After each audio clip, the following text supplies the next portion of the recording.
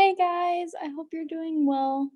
Today we are going to look at Acts chapter 22. So let's go ahead and just jump right in.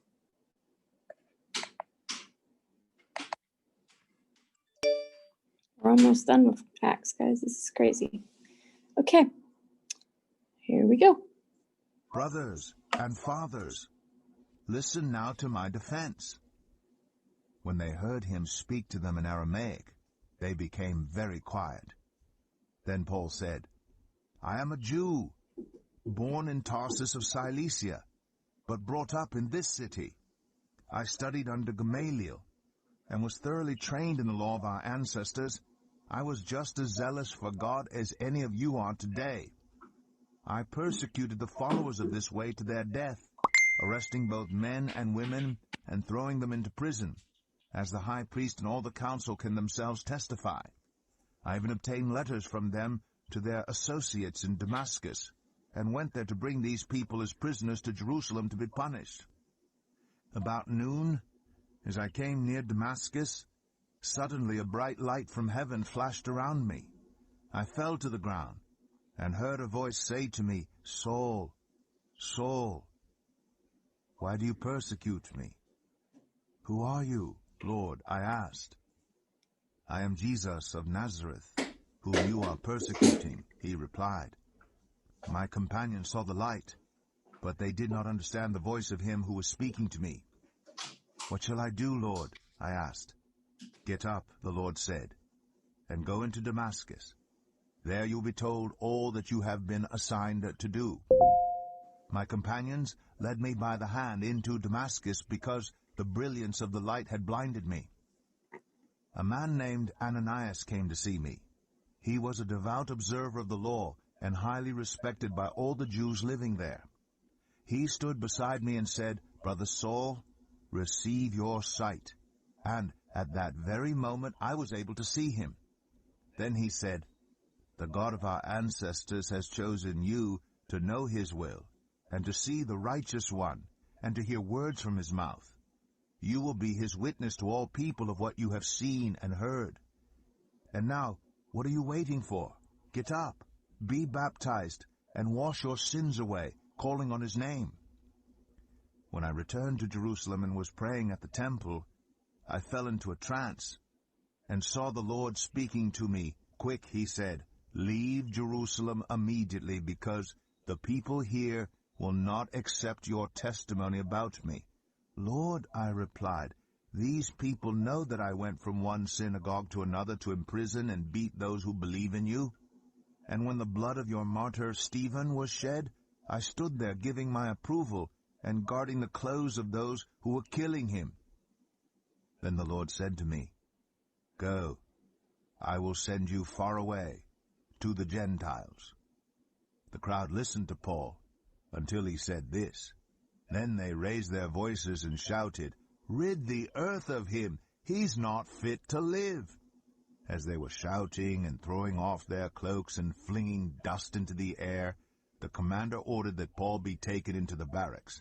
He directed that he be flogged and interrogated in order to find out why the people were shouting at him like this.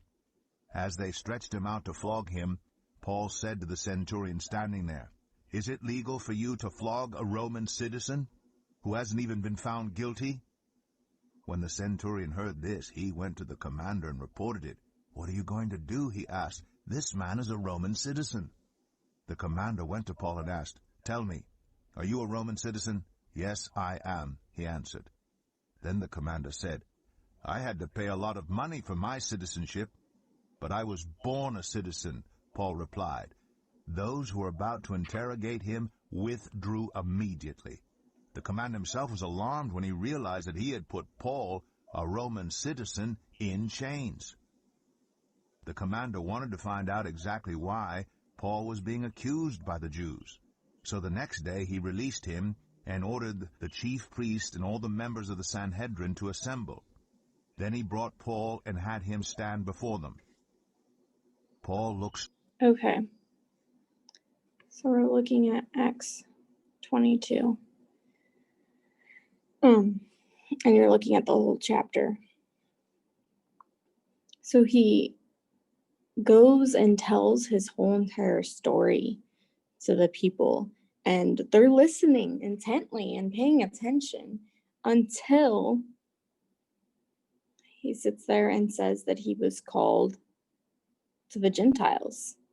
So it kind of makes you wonder, like, would they have just let him be if he had focused just on them and their people and not went to the Gentiles, because they think they're the most important. They want the things to be done the way they've always been done and for them to be focused on. So I found that interesting. So they just start shouting and saying, get rid of him.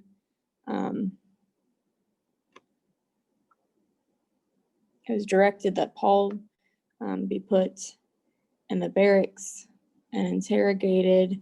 And Paul's like, hold on, I'm a Roman citizen. Are you really going to do this to a Roman citizen without giving me a trial? And so the leader's like, wait a minute, you're a Roman citizen? What are we going to do with this? And so they ended up releasing Paul and then demanding that the Sanhedrin come in and assemble and talk about things. So it's interesting that to a point, a lot of times you'll see in the Bible that the Jews are just those people that disagree. They'll listen to a point until they hear something that they're like, we're not doing that. And then they shut off and just become angry. And so I think it's very important for us to learn and to remember that you can disagree, but you can also disagree respectfully. It's okay to not always agree with things, but it's not a reason to go out rioting. So that is Acts chapter 22. We'll see you next time. Bye. God bless.